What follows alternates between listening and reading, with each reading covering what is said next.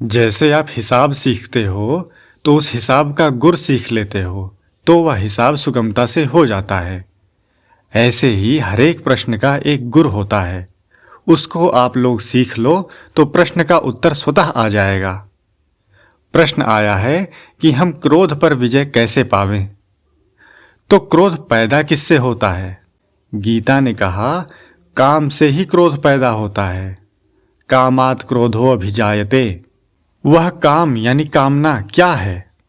मनुष्य ने यह समझ रखा है कि धन, संपत्ति, वैभव आदि की कामना होती है। ये भी सब कामना ही है, पर मूल असली कामना क्या है?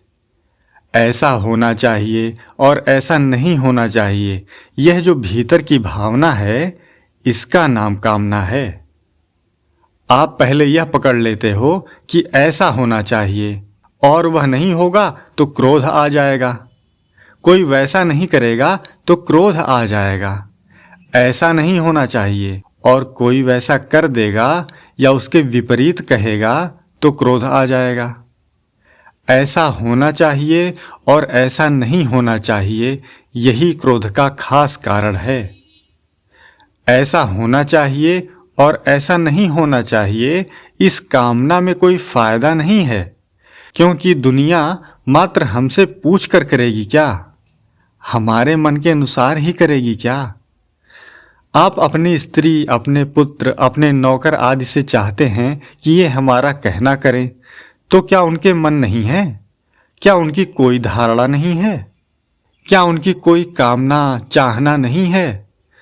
ऐसा करूं और ऐसा ना करूं, ऐसा उनके मन में नहीं है क्या? अगर उनका मन इससे रहित है तब तो आप कहें, वैसा वे कर देंगे। पर उनके मन में भी तो ऐसा करूं और ऐसा ना करूं, ऐसी दो बातें पड़ी हैं। तो वे आपकी ही कैसे मान लें? आपकी ही वे मान लें तो फिर आप भी उनकी मान लो। जब आप भी उनकी मानने के लिए तैयार नहीं हैं, तो फिर अपनी बात मनवाने का आपको क्या अधिकार है? इसलिए ऐसा होना चाहिए और ऐसा नहीं होना चाहिए, यह भाव मन में आ जाए तो ये ऐसा ही करें, अपना यह आग्रह छोड़ दो। इस आग्रह में अपना अभिमान अर्थात मैं बड़ा हूँ, इनको मेरी बात माननी चाहिए, यह बड़प्पन का अभिमान ही खास कारण है। और वैसा ना करने से अभिमान ही क्रोध रूप से हो जाता है। अगर आप शांति चाहते हो तो अभिमान को मिटाओ, क्योंकि अभिमान संपूर्ण आसुरी संपत्ति का मूल है। अभिमान रूप बहेड़िया की छाया में आसुरी संपत्ति रूप कलयुग रहता है। आसुरी संपत्ति के क्रोध, लोभ, मोह, मद, ईर्ष्या, दंभ, पाखंड आदि जितने अवगुण हैं, वे सब अभिमान के आश्रित रहते हैं, क्योंकि अभिमान उनका राजा है। उसको आप छोड़ते नहीं तो क्रोध कैसे छूट जाएगा? इसलिए उस अभिमान को छोड़ दो। छोड़ने का उपाय क्या है? जो लोग आपका कहना नहीं करते, वे तो आपके अभिमान को दूर करते हैं, और जो आपका कहना करते हैं, वे आपके अभिमान को पुष्ट करते हैं। यह बात आपको जंचती है कि नहीं? जो कहना नहीं करते, वे आपका जितना उपकार करते हैं, जितना हित करते हैं, कहना करने वाले उतना उपकार हित नहीं करते। अगर आप अपना हित चाहते हो तो आपके अभिमान को जितनी टक्कर लगे उतना ही बढ़िया है, अर्थात वे कहना ना करें उतना ही बढ़िया है।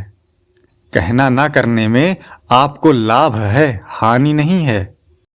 अभिमान पुष्ट करने के लिए वे बढ़िया हैं जो कहना करते हैं, परंतु आपका अभिमान दूर करने के लिए वे बढ़िया हैं जो कहना नहीं करते हैं। इसलिए आपको तो उनका उपकार मानना चाहिए कि वास्तव में हमारा हित इस बात में है। यद्यपि वे जानकर हित नहीं करते हैं कि भाई तुम्हारा अभिमान दूर हो जाए, इसलिए हम आपका कहना नहीं करेंगे, फिर भी आपको तो फायदा ही हो रहा है। वे आपके अभिमान को दृढ़ नहीं कर रहे हैं, अर्थात आपका अभिमान दृढ़ नहीं हो रहा है। आप अपना हित चाहते हो कि अहित चाहते हो? कल्याण चाहते हो कि पतन चाहते हो? अगर आप कल्याण चाहते हो तो कल्याण आपका निरभिमान होने से है, और निरभिमान आप तभी होगे जब आपका कहना कोई नहीं मानेगा। अगर कहना मानता रहेगा तो आपका कहना सब जगह डटा रहेगा, और यही अभिमान है, यही आसुरी संपत्ति है। दंभो दर्पो अभिमानश्च क्रोधः, गीता में कहा है। तो जो आपका कहना नहीं मानते वे आप पर बड़ी भारी कृपा कर रहे हैं। आपकी आसुरी संपत्ति हटाकर आप में दैवी संपत्ति ला रहे हैं। अब प्रश्न आया कि कहना नहीं मानने से तो बालक उद्दंड हो जाएंगे। आपका कहना मानने से आप अभिमानी हो जाएंगे, और आपका कहना नहीं मानते तो वे उद्दंड हो जाएंगे। इन दोनों पर गहरा विचार करो। आप नहीं रहोगे तो मनमानी करके उद्दंड तो फिर भी हो जाएंगे, परंतु आपका अभिमान दूर कैसे होगा? उद्दंड तो आपके बिना भी हो जाएंगे, पर आपका अभिमान तो दूर नहीं होगा।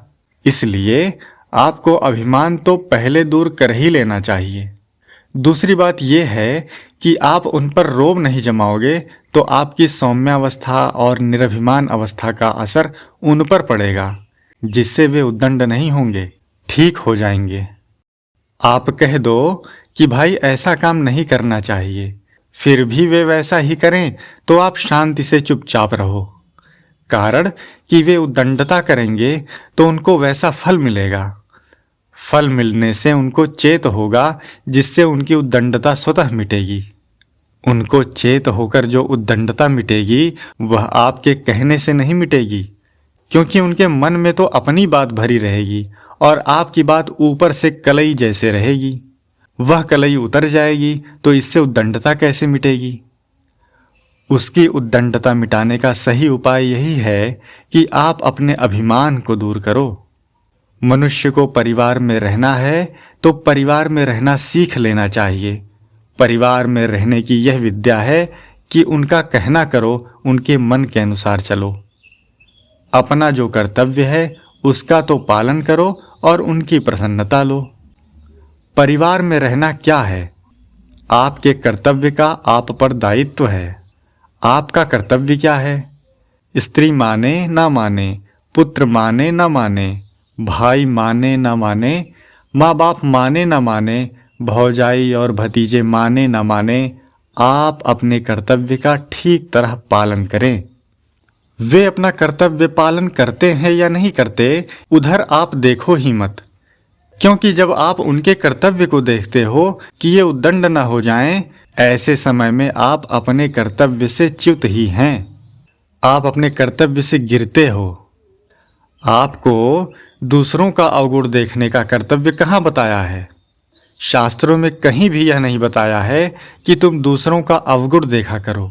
प्रत्युत यह बताया है कि यह संसार गुण दोषमय है। सुनहु तात माया कृत गुण अरु दोष अनेक, गुण यह उभय न देखी यहीं, देखी सो अविवेक। दूसरों में गुण है उनको तो भले ही देखो, पर अवगुण मत देखो।